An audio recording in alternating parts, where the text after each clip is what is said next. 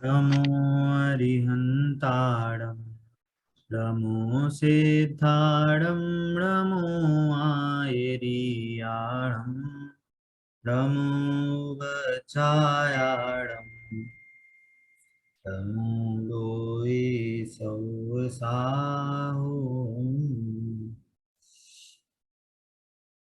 हमारी मंगल प्रज्ञा 3 का हमारा डिस्कशन चल रहा है। उसमें हमने अभी तक पंच परमेष्टि का स्वरूप समझा, फिर उसके बाद हमने सदाचार के बारे में समझा, शावक के अष्टमूल गुण समझे, इंद्रियों के बारे में समझा। अब हमारा ये चैप्टर आ रहा है, चैप्टर 5, जो कि है भक्ष और अभक्ष, है ना। तो चैप्टर शुरू करने से पहले हमें कुछ कंसेप्ट समझने पड़ेंगे। क्या कंसेप्ट समझने पड़ेंगे? कि सबसे पहले तो हम ये समझें कि हम कौन हैं। हम क्या हैं? आत्मा है, जीव है ना।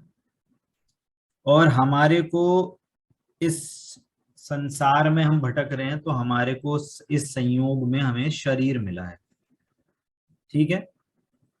और जिनवाणी में भी ऐसा कहते हैं कि आत्मा और शरीर दूध और पानी की तरह मिले हुए हैं, मिले हुए दिखाई देते हैं, पर दोनों का स्वभाव अलग है।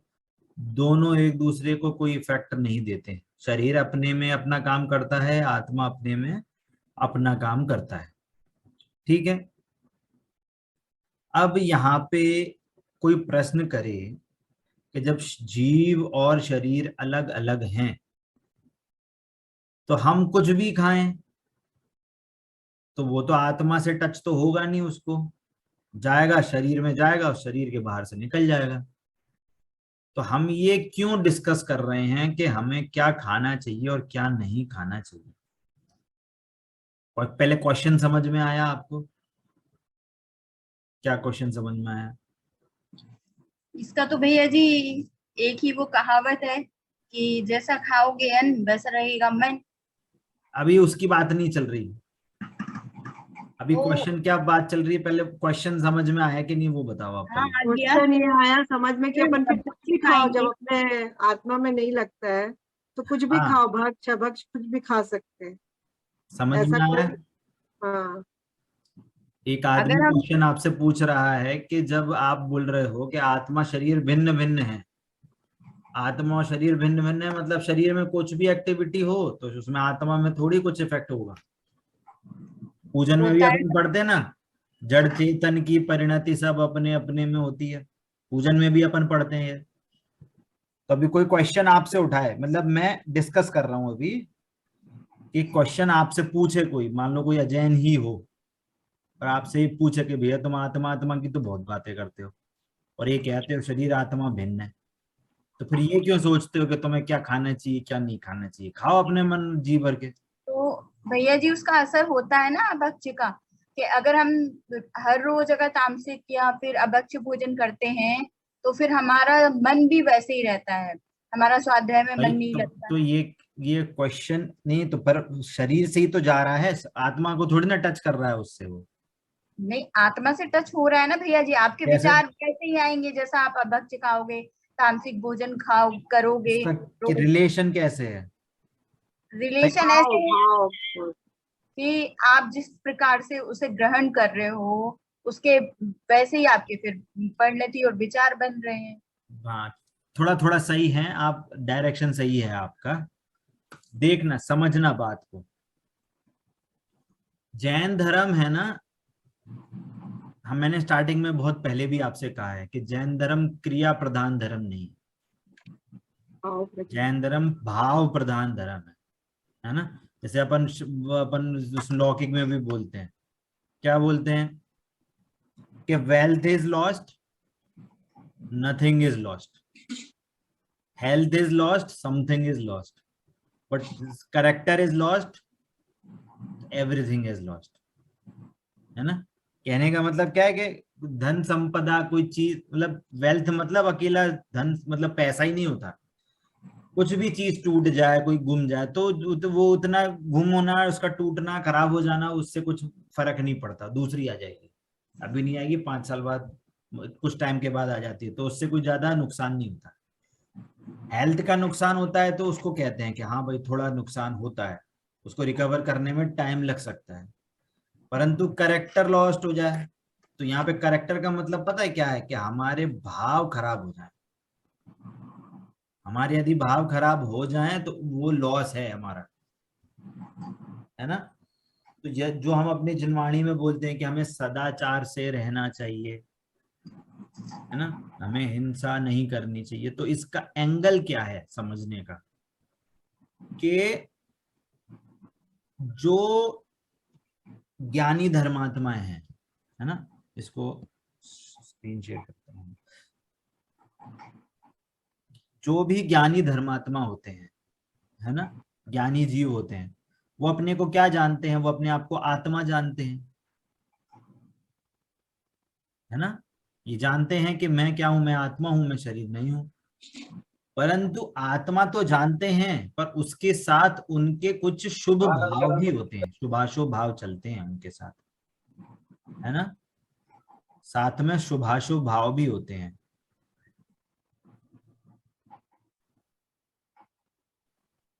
जब शुभाशुभ भाव होते हैं तो उनके साथ साथ बाहरी आचरण भी होता है, बाहर की क्रियाएं होती हैं, शरीर उस रूप परिणमन करता है, वो अपनी क्रिया करता है, तो हम उसको सदाचार बोलते हैं। पर वास्तव में सदाचार हम अकेली बाहरी आचरण को, शरीर की क्रिया को नहीं बोल रहे, हम सदाचार बोल रहे हैं उनके शुभाशुभ भावों को। बात समझ में आ रही है। हमारा जैसा, जैसे हमें भाव होंगे उस रूप हमारी शरीर की एक्टिविटी होती है। ये ऐसा निमित्त नैमित्तिक संबंध है ना। कोई अगर शुभ परिणामी है तो सुबह सुबह उसको सबसे पहले देवशास्त्र गुरु ही याद आएंगे। कोई शुभ परिणामी हो, पुण्यशाली हो, धर्मात्मा जीव, उसको सुबह सुबह टीवी खोल के न्यूज, चाय पढ़ के न्यूज़पेपर के भाव नहीं आएंगे। तो जो जिसको मंदिर जाने का भाव आएगा तो उसकी शरीर की क्रिया भी वैसी होगी कि मंदिर जाएगा, पूजा करेगा, पुक्षाल करेगा, वगैरह वगैरह। समझ में आ रही है। तो हमारे को जो सदाचार की जब बात चलती है तो हमें समझना चाहिए कि उसमें शुभ अशुभ परिणामों को हम सदाचार बोल रहे हैं। बाहरी आचरण या शरीर का जो आचरण है, हम उसको हम एक उपचार से कह रहे हैं, क्योंकि उन भावों के साथ शरीर का आचरण होता है, इसलिए उसको भी हम सदाचार कह देते हैं, है ना। समझ में आ रहा है। वैसे ही अब हमारे को, हम अभी तो संसारी हैं, जब तक संसार में हैं तब तक हमें क्षुधा आदि वेदनाएं होती हैं कि हमें भूख लगेगी, हमें प्यास लगेगी, है ना। तो जितनी भूख प्यास लगेगी तो उतना तो उसका बंद होगा, क्योंकि भूख लगना दोष है, खाना खाना, हमें ये सब करना इसमें दोष है, क्योंकि उससे वो पुण्य परिणाम तो है नहीं, पाप का ही परिणाम है। तो भी हम इस रूप भाव करें जिससे हमें कम से कम हिंसा हो, या उसके दूसरे एंगल से बोलें कि जो ज्ञानी जीव होते हैं, ज्ञानी धर्मात्मा जब होते हैं, उनको भी भोजन आदि के भाव होते हैं।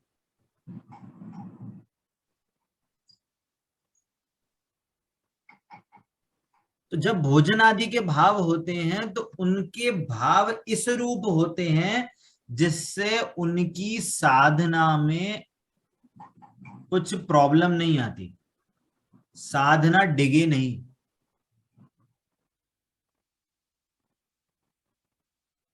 उसको कोई अफेक्ट नहीं करे,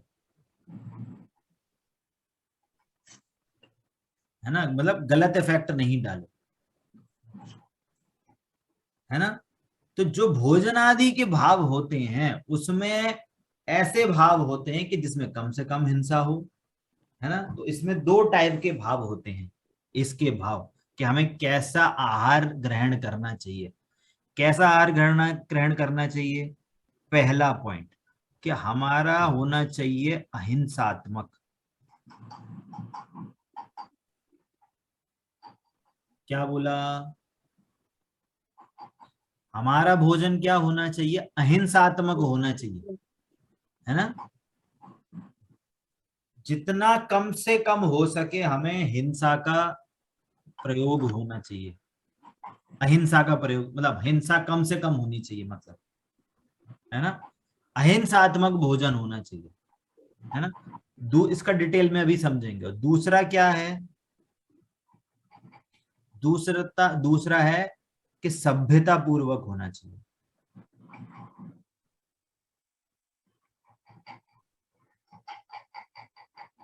इसका क्या मीनिंग है? सभ्यता पूर्वक का मतलब है ऐसा नहीं कि कुछ भी, मतलब अब उल्ट सुल्ट कुछ भी खा रहे हैं, है ना। खड़े खड़े खा रहे हैं, दौड़ते दौड़ते खा रहे हैं, टिक के ऐसे कुछ भी आसन पे खा रहे हैं, है ना।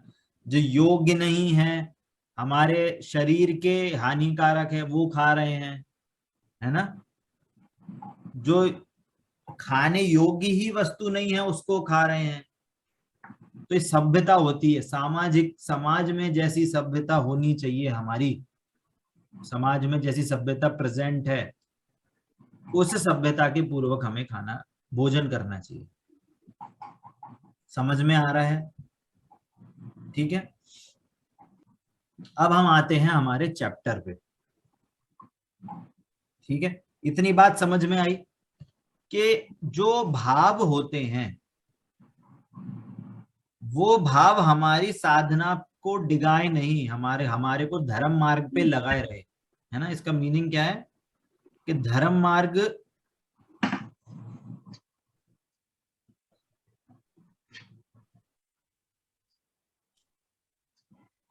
है ना, तो हमें ऐसे भावों से हमारे को भोजन आदि ग्रहण करना चाहिए, क्योंकि उन भावों का संबंध हमारे धर्म मार्ग से, मोक्ष मार्ग से रिलेशन है उसका। क्योंकि जैसे हमारे भाव होंगे हमें वैसा हमारे को कर्म बंधन होगा। जितनी तीव्र कषाय होगी उतना तीव्र बंध होगा, पाप बंध होगा। जितनी मंद कषाय होगी उतना हमारे को पुण्य बंध होगा, है ना। और यदि कोई हिंसा का काम होता है, कोई ऐसे असभ्यता पूर्वक का जो काम होता है, वो दर्शाता है कि हमारी तीव्र कषाय है, हमारी मंद कषाय नहीं है। समझ में आ रही है बात? तो हमको जो सदाचार या ऐसे इस रूप में जो हमें नियम संयम भी बोले जाते हैं, है ना। जैसे हमने अष्टमूल गुण में देखा था, पंचतंबर फल का त्याग, मध्यमास मधु का त्याग। तो ये क्यों कह रहे हैं कि ये अगर हम भोजन कर रहे हैं, है ना, ये हम भोजन कर रहे हैं तो ये हमारी तीव्र कषाय को दर्शा रहा है। हमारे को क्रिया से मतलब नहीं है, वो तो शरीर का खाना, शरीर में जाना और शरीर से निकल जाना, उसको हमारा हमारा उससे कोई रिलेशन ही नहीं है। हमारा रिलेशन है हमारी उस तीव्र कषाय से, हमारा रिलेशन है ना। जैसे आपने देखा हो, क्या अंजीर होता है, अंजीर, है ना, पाकर फल कहते हैं। कभी देखा है आपने तोड़ के? वो हम सारे अगर उसको बहुत तोड़ते सारे हैं तो गुण होते हैं अंदर से अंदर। बहुत छोटे छोटे पतंगे निकलते हैं। बहुत सारे रहते हैं भैया जी इसमें जी। बहुत सारे रहते हैं, बहुत सारे, है ना। और आजकल उसको बहुत यूज किया जा रहा है, उसको अंजीर बोलते हैं। उसको शहद में डुबो के रखते हैं और उसको जब वो सूख जाता है उसको फिर दबा के, आपने देखा होगा ऐसी लड़ी रहती है कुछ हाँ वो धागे की या धागे रॉड में की, फिर वही हुई और फिर रहती उसको है। दबा के रखते हैं और फिर उसको एज अ ड्राई फ्रूट की तरह यूज करते हैं। वो एक धागा रहता है उसमें पूरा ऐसे पिरो देते हैं और फिर वो मिलती बाजार में वो बस। बाजार में मिलती है। और कहीं कहीं तो बहुत सारी जो हमारी ये ड्राई फ्रूट आइसक्रीम है या कोई ऐसी चीजें रहती हैं उसमें भी उनको डाला जाता है। ये सर्दियों में बहुत खाते हैं लोग उसे बहुत सर्द। खाते हैं इसको, हाँ। है ना। तो ये क्या चीज है? कि ये पूरा का पूरा हिंसा का तांडव है। और ये कोई समझे करे नहीं ये बहुत पौष्टिक है, इससे ये फायदा होता है, वो फायदा होता है, इस आड़ में कभी कोई काम नहीं करना। कि कोई बोले कि भैया आंख खराब है तो क्या करें भैया, गाजर का जूस पियो, बिल्कुल नहीं। गाजर और आलू एक समान है, एक समान है वो। कोई बोले कि भैया खून की कमी है तो क्या करें भैया, वो खाओ, बीट रूट खाओ, शलगम खाओ तो खून बढ़ेगा। नहीं भैया, ऐसे काम कभी नहीं करना। पर भैया जी हल्दी और सौंठ का उपयोग तो करते हैं अपन लोग। हाँ, ये मेरे को पता था सब लोग ऐसी क्वेश्चन पूछेंगे। हल्दी सौंठ क्या है, ये सिर्फ हल्दी सौंठ के साथ है ऐसा कि हल्दी सौंठ को यदि आप धूप में सुखाओ, नेचुरल, जानबूझ के नहीं, नेचुरल हो, तो इनकी जो प्रकृति है, इनकी प्रकृति देखो, जो हल्दी और ये निकली ना, अदरक, जब वहां से निकलती है तो ये गीली होती है, तो वो एज अ रूट होती है वो। जब इसको नेचुरली धूप में सुखाते हैं तो इसकी प्रकृति चेंज होके काष्ठवत हो जाती है, लकड़ी जैसी हो जाती है वो। ये सिर्फ इन दोनों में ही प्रॉपर्टी है ऐसी। और दूसरा, इसको भी यदि शास्त्रों में कहा गया है तो इन जनरली इसको एज अ औषधि के रूप में कहने को लिया गया है, अलाउ किया गया है। यदि कोई ज्ञानी धर्मात्मा होते हैं, इस इन बहुत से लोग इन चीजों का पूर्णतया त्याग करके रखते हैं कि हम डेली रूटीन में हम इनको नहीं खाएंगे। परंतु यदि हमको औषधि लेना हुआ, कि यदि हमें कोई लेप लगाना है, हल्दी का कुछ लेप लगाते हैं, या कुछ उकाली आदि बनती है तो उसमें हल्दी सौंठ डालते हैं, तो वो उस रूप में उन लोगों को वो लोग उतना नियम लेके रखते हैं। तो ये इनका जड़ जड़ रूप, जो जड़ है उनकी उनकी काष्ठवत ये चेंज हो जाती है। ये प्रॉपर्टी आलू आदि में नहीं है। आलू, गाजर, मूली, शकरकंद, ये प्रकृति में अपने आप सूख जाती है, ये प्रकृति में अपने आप सूखती है। काष्ठवत मतलब लकड़ी जैसी हो जाती है। जैसे हो जाती है। जैसे हमारी ये दालचीनी है या ऐसी जो हम लकड़ी जैसी चीजें यूज करती हैं, क्या ये क्षार है, लकड़ी है, इसको हम कहते हैं काष्ठवत हो जाती है। तो वैसी ये भी काष्ठवत हो जाती है, और इनमें से जीव जो रहते हैं जीव रहित हो जाती है ये चीजें। आलू आदि हैं, उनको सुखाओ कुछ कर लो, ये जीव रहित नहीं होते, है ना। तो उसमें तो एकदम पूर्णतया हिंसा ही है ना। आपका ये साबूदाना है, यही सब चीजें हैं, सब ये पूरा हिंसा का काम है। आजकल इसमें कॉफी में एक चीज आती है, वो चिकोरी करके डालते हैं वो भी चिकोरी, ये भी ये इसकी इसी की कैटेगरी का है, ये आलू की कैटेगरी का है ये। आप देखोगे तो इसको इसको कॉफी का टेस्ट एनहांसर बोलते हैं। कुछ कुछ कंपनियां हैं, आप उसके उसमें देखना इंग्रेडिएंट्स में कॉफी के। ये साबूदाना तो कोई बोलता है कि किसी पेड़ का तना है। साबूदाना स्वीट पोटैटो से बनाया जाता है। आरा रूट से बोलते हैं, आरा रूट का कोई पाउडर होता है उससे बना। भले ही मिक्स होता हो, अरारोट कुछ भी होता हो, बट है उसका बेस स्वीट पोटैटो ही है, जिसको शकरकंद बोलते हैं अपन हिंदी भाषा में। तो पूर्णतया भक्षी है वो भी। उसकी जो प्रोसेस है उसको क्या कहते हैं, गलाया जाता है, उस फर्मेंट कुछ किया जाता है, फिर उसके गोल गोल उसके वो बनाए जाते हैं, तब जाके कुछ ऐसी चीजें उसकी होती हैं। पर है जमी कंदी वो, है ना। ठीक है, तो हमारी बात ये चल रही थी कि हमारे को जो भोजन आदि का कार्य होना चाहिए वो दो रूप में होना चाहिए। एक तो है अहिंसात्मक, कि कम से कम हिंसा हो, है ना। अच्छा, इसको कम से कम क्यों बोल रहे हैं? क्योंकि पूर्ण हिंसा क्यों नहीं हटा के नहीं बोल सकते?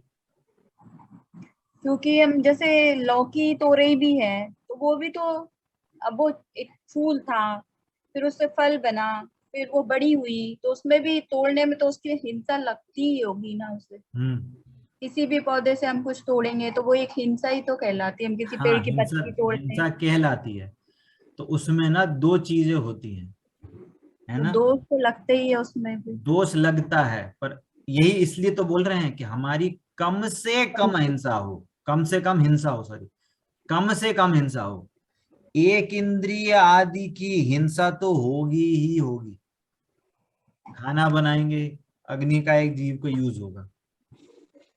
पानी छानेंगे, जल का एक जीव भी उसमें हिंसा होगी, है ना।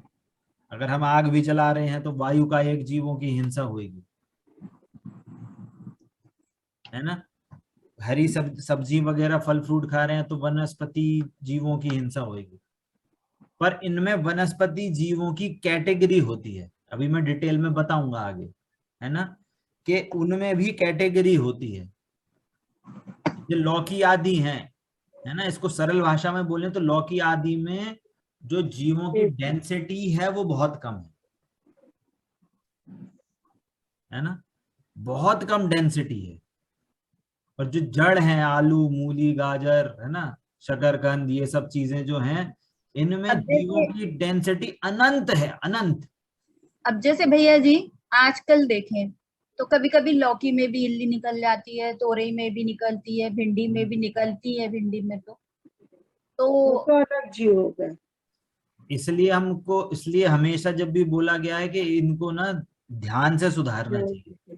हाँ, वो तो खैर हर करते ही हैं, अपन तो सभी ऐसे ही सुधारते हैं, मतलब हाँ, देख करके। इसमें मतलब इसमें देख, इसमें तो कोई कर नहीं सकता कि इसमें आपकी बट इल्लियां निकल रही हैं तो निकल रही हैं तो निकल रही हैं, हाँ, मौसम बट ऐसा है। आजकल तो जीव मतलब हरी सब्जियों में भी निकल ही आते हैं वो। पहले होता था जब मतलब कीटनाशक नहीं डालते थे तो इतना नहीं होता था मतलब, बट आजकल तोरई अभी में भी पता है निकल। इसका इंडिकेशन क्या है, इसका इंडिकेशन क्या है, कि आजकल जो सब्जियां बन रही है ना, वो मौसम के अनुसार नहीं बन रही। हर सब्जी फल फ्रूट का मौसम होता है। जैसे आप देखोगे कि जैसे ही बरसात चालू हो जाती है, आम में इल्ली आने लगती है। हाँ, आम आम की में आने सब्जी, लगती, करेला इतना कड़वा होता है, उसमें भी इल्ली पड़ जाती है, जबकि वो इतना कड़वा इसका होता है। मीनिंग ये है कि वो अगर इल्ली पड़ रही हैं, भली तो आपको बाहर से ताजी लग रही हो, अंदर इल्ली पड़ रही है, इसका मतलब ये है कि वो अब इस सीजन की नहीं है सब्जी। हर सीजन की सब्जियां होती हैं, हर सीजन की। वही खाना। जो सीजन की जो सब्जियां हैं, हमें उन्हीं का ही भक्षण करना चाहिए, है ना। अब जैसे कोई तोरई है, तोरई को आजकल सर्दियों में भी देते हैं तोरई, पर तोरई तो है नहीं। ज्यादा से ज्यादा अभी बरसात तक चलेगी, फिर तो खत्म हो जाएगी तोरई, आई नहीं, अब आती ही नहीं है, मतलब तोरई का पैदा तो ही नहीं एंड होती। हो गया है, बट लोग सितंबर कोशिश। लास्ट ही होता है, दीपावली पे तो नहीं आती तोरई, बस बंद हो जाती है। अभी देखो, अभी बाहर देखो, तोरई पे तोरई आ जा रही है। अभी बस ये सीजन एंड है, अब इसके बाद सर्दियों में तोरई आए मतलब ये खराब, ये सीजनल, हाँ, अब लास्ट ही चल रहा है तोरई और उसका है ना। भिंडी का तो ये खत्म। जनरली जितने भी आप अगर हमारे जो क्या कहते हैं, ज्ञानी धर्मात्मा जीव जितने भी है ना, उनको ये पता होता है कौन सी चीज कब तक भक्षण करने योग्य है। भले ही बाहर में कितनी केमिकल के साथ हो, कितनी सुंदर दिखे, कुछ भी दिखे, क्योंकि वो लोग जनरली, जितने भी ऐसे लोग होते हैं, वो जनरली शहरों से दूर किसी गांव में, किसी उसी में वहां पे रहते हैं। तो उनको पता है कि आसपास जो किसान वगैरह है वो किस किस चीजों की खेती कर रहे हैं। तो जो आम खेती का उस भी टाइम तो होती है भैया उस चीज को ही ज्यादा यूज में लेते हैं। आम का भी तो भैया जी ऐसे बोलते हैं कि जब बारिश जैसे पानी पड़ जाता है तो फिर आम नहीं खाना चाहिए, हाँ आर्द्रा लगने बिल्कुल, के आम बाद में नहीं ही खाना। कीड़े हो जाते हैं। बिल्कुल, बिल्कुल, हाँ, बिल्कुल, ऐसे ही बोला जाता है, ऐसे ही बोला जाता है। तो ये सब हम, अब ये क्या है कि ये चीज जनरली बाहर शहरों में लोगों को पता नहीं होता। ये भी बहुत साइंस है इसमें, ये ऐसा नहीं है कि कुछ ऐसे ही मन मर्जी से बात कर रहे हैं, इसमें साइंस है। नेचर का भी हमें साइंस पढ़ना जरूरी है, कि कौन सी चीज सही है, कौन सी चीज गलत है, किसमें जीव उत्पन्न हो जाते हैं, किसमें जीव उत्पन्न नहीं होते। ये तो चलो फल फ्रूट की बात है। हमें हमारे घर की चीजों का भी हमें पता होना चाहिए कि घर में अगर कोई चीज रखी है तो हमें कितनी मर्यादा रखनी चाहिए उन चीजों का। कुछ भी है, आटा है, मसाले हैं, ये जो भी सारी चीजें होती हैं, उनमें हर चीज की मर्यादा होती है कि हमें इतनी मर्यादा से बाहर तक का उपयोग करेंगे तो इसमें जीव पड़ेंगे, भले ही वो सूक्ष्म जीव हो पर जीव पड़ते हैं। अभी ये नहीं बोला जा रहा कि आप अभी से ही नियम ले लो। हो सकता है कि बहुत से लोग नियम नहीं लेते, मेरे भी नहीं है नियम, मैं तो प्रत्यक्ष रूप से बोल रहा हूँ। पर हमें इन चीजों का ज्ञान होना चाहिए, हमें अब हमारे दोषों का पता होना चाहिए, जिससे कि हमें लगे कि हाँ अब ये दोष है, हमें इन दोषों को छोड़ना है। यदि हमें ये दोष ही नहीं पता चलेगा तो हम आगे कैसे बढ़ पाएंगे। बात समझ में आ रही है?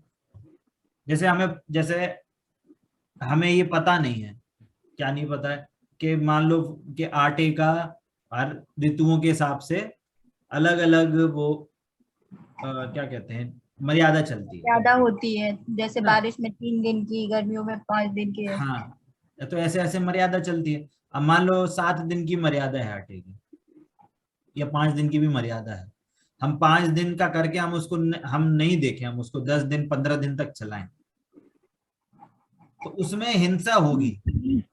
और यदि हमें ये नहीं पता है कि इसमें हिंसा हो रही है, तो यदि हम ये चीज, हमारे घर में कोई ज्ञानी धर्मात्मा आएगा तो हम भी उसको वो चीज हमारे को हम उनको परोस देंगे। अच्छा भैया हम जी, एक हमारी क्वेश्चन है। हिंसा से दूसरे को भी दोष लग सकता है। अच्छा, जैसे भैया जी एक क्वेश्चन और है। जैसे जब हम अज्ञानी थे, हमें ज्ञान ही नहीं था कि आलू में इतने जीव होते हैं, या आटा 8 दिन से ज्यादा का नहीं खाना चाहिए, मतलब जैसे हाँ हाँ पहले तो जब ज्ञान नहीं था खाते ही थे 8-10 हाँ दिन। हाँ। अब अब ज्ञान हो गया है, जब मतलब ज्ञान तो धीरे धीरे बढ़ता ही है, मतलब हम्म। अब हमें हर चीज की मर्यादा, हर चीज का वो हो गया है कि भैया, तो जैसे जब हमें नहीं पता था हम फिर भी खा रहे थे, खा ही रहे थे, तो पाप उस समय लग रहा था कि अब हमें पता है हम तो भी खाएंगे तो पाप अब ज्यादा लगेगा, कि पाप तब भी लग रहा था और अब भी लगेगा। अच्छा ये बताओ, नहीं आपका क्वेश्चन वैलिड है, समझ गया मैं।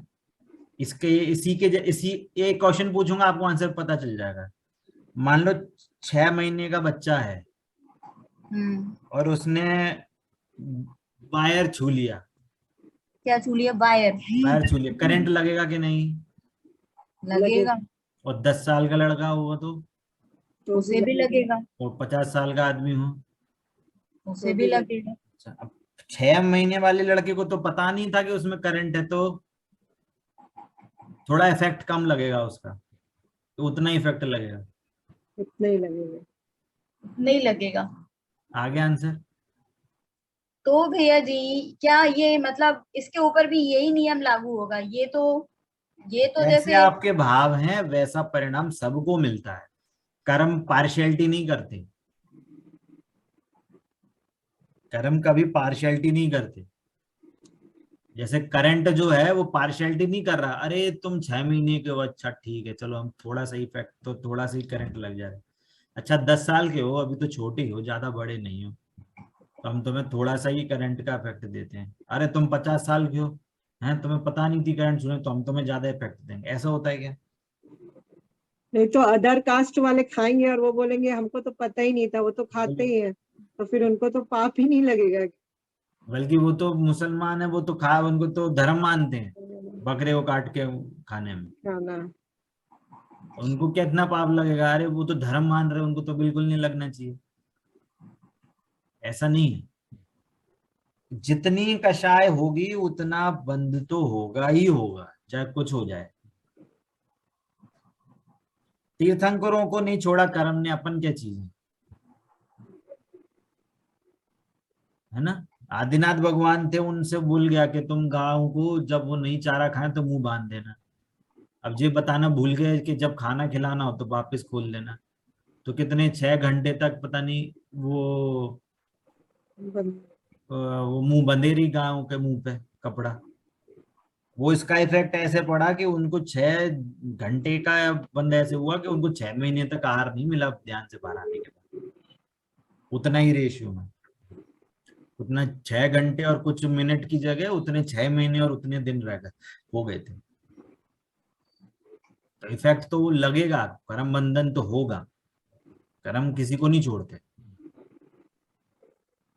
और बल्कि यदि आपको दोष पता है और आप वापस वही करो तो और ज्यादा दोष लगता है। हाँ, यही मैं कह रही थी कि अगर हमें पता है और हम ये फिर भी खा रहे मायाचारी का दोष लगेगा एक्स्ट्रा। हाँ, यही मैं समझना चाह रही थी कि जब हमें ज्ञान हो भी गया है, हम फिर भी वही काम करें कि चींटी को मारने से पाप लगता, हम फिर भी चींटी को मारते रहे, रोज मारते रहे, तो फिर जैसे कोई पुलिस वाला हो, पुलिस वाले को पता है कि चोरी करने की 1 साल की सजा है, तो हाँ, पुलिस वाला ही चोरी करे तो उसको 1 साल की नहीं मिलेगी, उसको 10 साल की जेल मिलेगी, मतलब एक्स्ट्रा मिलेगी उसको। अकेली 1 साल से उसका काम नहीं बनेगा, तो उसको 1 साल की सजा देके उसको छोड़वा देंगे, ऐसा नहीं, उसकी डबल सजा मिलेगी उसको, है ना।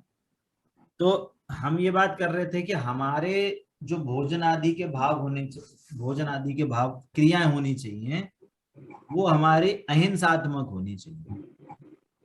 दूसरा क्या है कि सभ्यता पूर्वक होनी चाहिए, है ना, कि हम किस से खा रहे हैं, किन चीजों में, पात्र में, किन पात्रों में खा रहे हैं, धुले हैं कि नहीं, है ना। जो भाई भोजन आदि जो हम बना रहे हैं वो बर्तन कैसे हैं, है ना, जगह किस जगह पे खा रहे हैं, किस जगह पे बैठ के खा रहे हैं कि नहीं खा रहे हैं, वगैरह वगैरह, है ना, धुले वस्त्र से खा रहे हैं कि नहीं। तो ऐसी बहुत सारी चीजें हैं, है ना।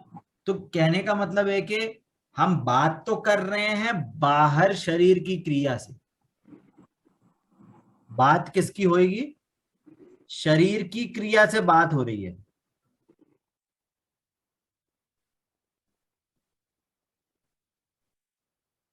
पर हमें समझना क्या चाहिए, हमें ये समझना चाहिए कि उस समय हमें कैसी कषाय है।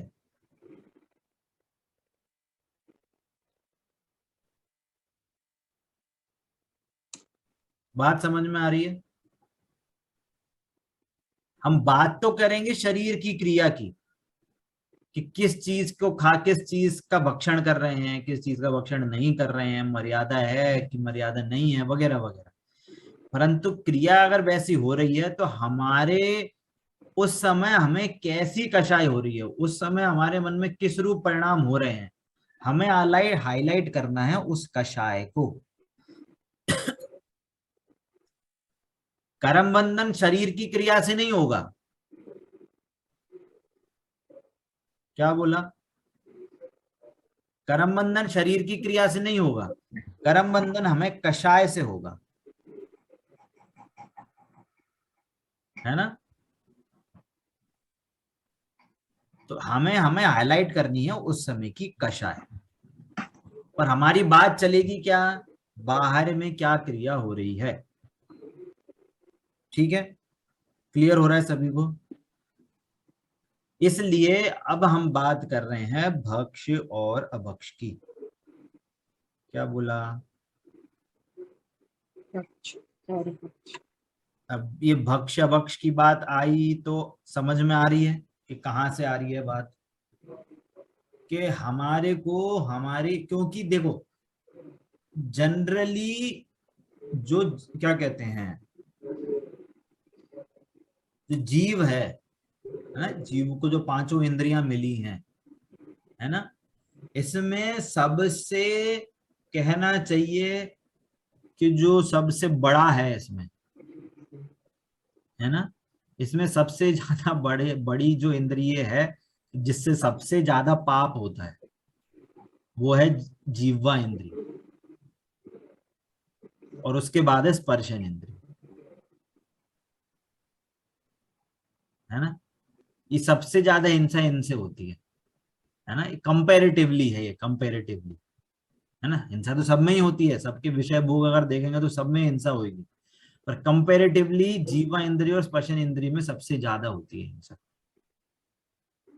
है ना। उसमें भी प्रमुखता किसकी है, जीवा इंद्रिय की, कि जो भोजन आदि की जो क्रियाएं होती हैं उसमें हिंसात्मक चीजें ज्यादा हुई, है ना। इसलिए जनरली जब भी हमारे जैनियों में बात आती है नियम संयम की, तो हमेशा उसमें जो प्रमुखता होती है वो भक्ष अभक्ष की मुख्यता से हमारी जिनवाणी में हमारे को नियम संयम की बात आती है ना, कि क्या खाना चाहिए क्या नहीं खाना चाहिए, क्योंकि उसका रिलेशन हिंसा से है और फिर इनडायरेक्ट, और मतलब उसका डायरेक्ट रिलेशन भी हमारे उन कषायों से है जिनके कारण वो हिंसा हो रही है। बात समझ में आई? प्रतीक्षा जी, राधिका जी, आप समझ रहे हैं मेरी बात को? जी भैया जी। जी भैया जी। ठीक है, अब हम आगे बढ़ते हैं। आगे हमारा जो चैप्टर है हम उस पे आते हैं। ठीक है, अच्छा, क्लास एंड होने वाली है, वापस से ज्वाइन करिएगा आप, है ना? तो हम चैप्टर पे थे।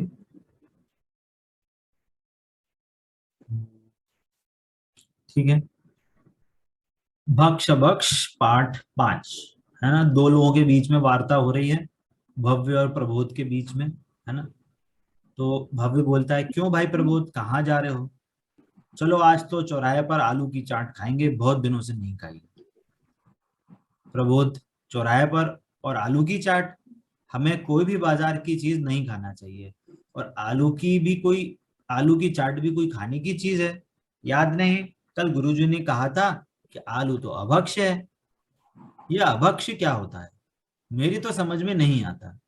पाठशाला में पंडित जी कहते हैं यह नहीं खाना चाहिए, वह नहीं खाना चाहिए। औषधालय में वैद्य जी कहते हैं कि यह नहीं खाना, वो नहीं खाना। अपने को तो यह सब पसंद नहीं, जो मन में आए खाओ और मौज से रहो। प्रबोध, जो खाने योग्य सो भक्ष्य और जो खाने योग्य नहीं सो अभक्ष्य। यही तो कहते हैं कि अपने आत्मा को इतना पवित्र बनाओ कि उसमें अभक्ष्य के खाने की भाव इच्छा आए ही नहीं। यदि पंडित जी कहते हैं कि अभक्ष्य का भक्षण मत करो, तो तुम्हारे हित के ही कहते हैं, क्योंकि अभक्ष्य खाने से और खाने के भाव से आत्मा का पतन होता है ना? आत्मा भक्ष्य को खाने से और खाने के भाव से, है ना, दोनों में बहुत अंतर है। जो शरीर की क्रिया हो रही है हम वो समझ रहे कि मैं खा रहा हूं, और उसके खाने का भाव उत्पन्न हो रहा है कि ये खाना अच्छा है ना? तो आत्मा का पतन मतलब कि उससे तीव्र पाप कर्मों का बंध होता है। आत्मा का पतन मतलब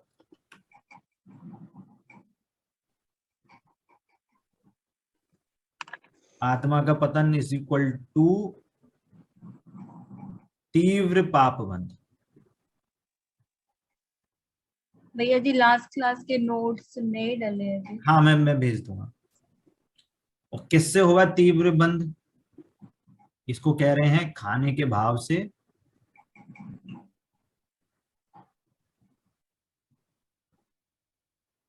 और खाने की क्रिया से, या कहें खाने की क्रिया, मतलब इन दोनों से अपने को अच्छा मानना।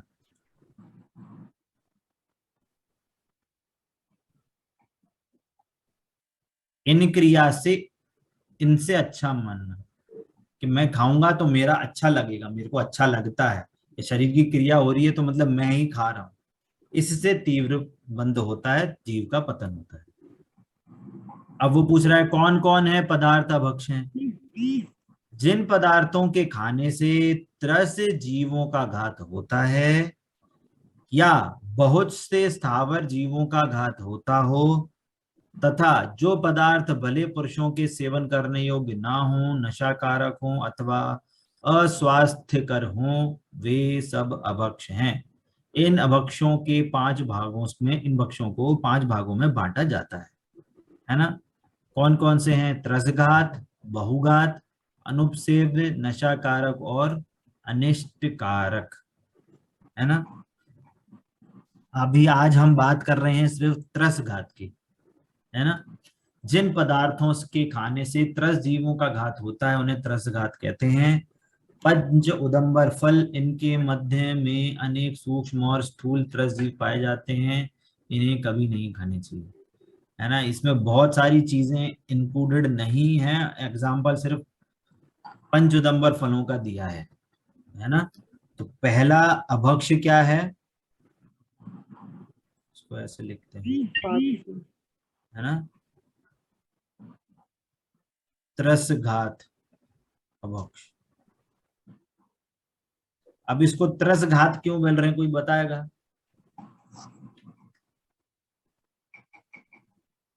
जिसमें त्रस जीवों का घात होता हो।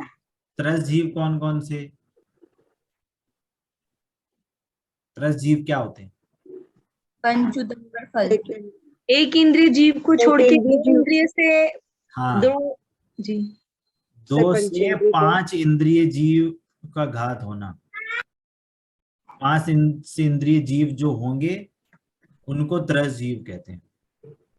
5 इंद्रिय भी खाएगा इंसान?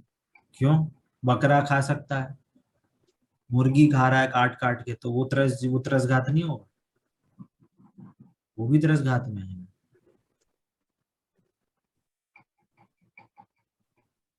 समझ में आया? तो 2 इंद्रिय चीजों में क्या क्या आएंगे, जो आप लिए बोल रहे थे ना कि लट है, इल्ली है, उस ये 2 इंद्रिय आदि में आ जाते हैं। वो तो भैया जाने अनजाने वाला काम होता है, पर जाने ये अनजाने तो वाला काम तो है ही, बट अगर वो चीज मर्यादा रहित होती है तो बहुत सारे 2 इंद्रिय जीव उत्पन्न हो ही जाते हैं, त्रस जीव, 2 इंद्रिय 3 इंद्रिय। अब जैसे कभी बहुत कभी से तो हम, रही ऊपर से इतनी अच्छी लगती है दिखने में, पर वो अंदर उसमें जीव निकल आता है, हाँ वो तो निकलता है तो उसका दोष जाने वाले का। लगेगा, उसका दोष लगेगा, हाँ, बात होता है दोष लगेगा। बट एक अनजाने वाली बात भी हुई कि हमने तो देख के अच्छे से ली थी, बट वो निकल गया उसमें तो। निकल गया तो फेंक दो, जरूरी नहीं है खाना ही खाना वो तो फेंकेंगी नहीं, मैं बता रही हूँ, उसको खाएंगी थोड़ी ना। है। है ना, तो ये है। बट ये 5 इंद्रिय को तो कोई इंसान जानबूझ के ही खाएगा ना, मतलब ये है ना। हम बता रहे कैसे खाएगा। आपको बचपन में हो सकता है आप लोगों ने देखा हो, है ना, क्या कि जब ये वाला मेरे हिसाब से होली के टाइम पे होता है या दिवाली के टाइम पे होता है, मैं अभी मिस कर रहा हूँ, है ना।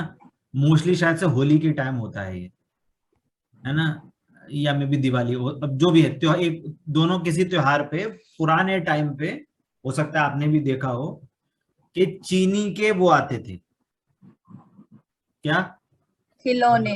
खिलौने। कंगन कंगन नहीं नहीं नहीं नहीं, खिलौने आते थे, चीनी हाथी चीनी घोड़ा। के अलग अलग घोड़ा, गाय, है ना, हाँ हाँ, ऐसी बहुत सारी खिलौने चीजें आते आती थी। थे, शक्कर के बने। शक्कर के बन की बताशे जिससे बनते थे, हाँ उनके सांचे में डाल के ये हाँ, कलरफुल भी होते थे भैया जी वो। कलरफुल होते थे, कोई ऐसा होता था, है ना, या वो फिर दीपावली के टाइम पे आते हैं। हाँ दीपावली के टाइम पे।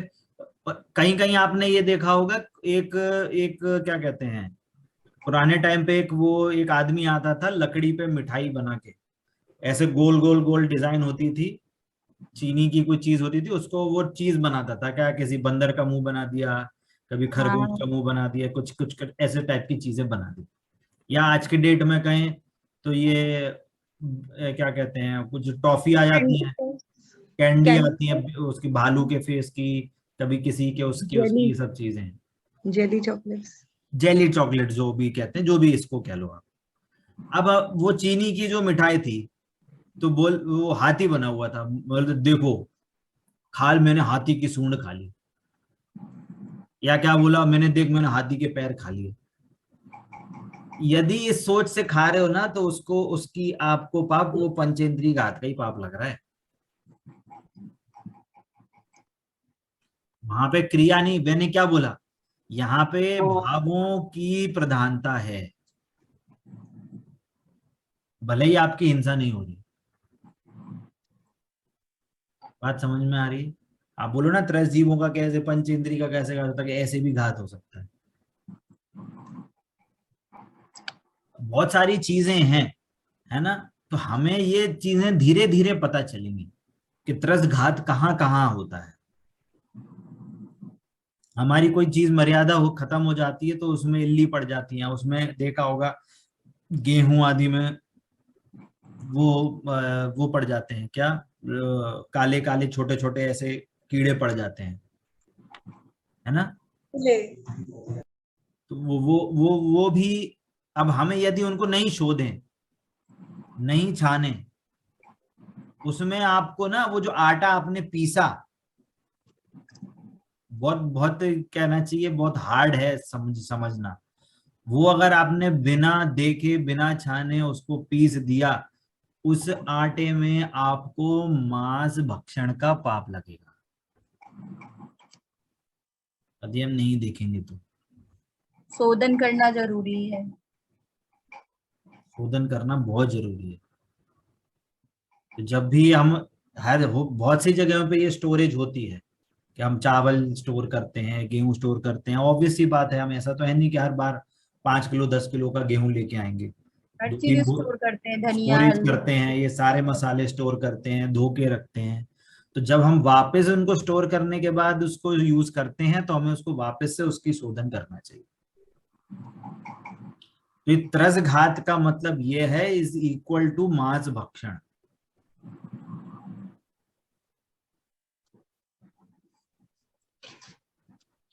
क्योंकि ये जो मांस संज्ञा है ना, मांस संज्ञा 2 इंद्रिय के ऊपर मांस संज्ञा आ जाती है।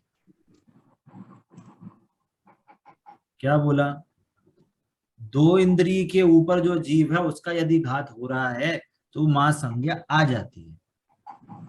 जनरली बाहर में तो हमेशा कुत्ता बिल्ली ऐसे जो पंचेंद्रिय उसको ही हम लोग जनरली बाहर में मांस कहा जाता है।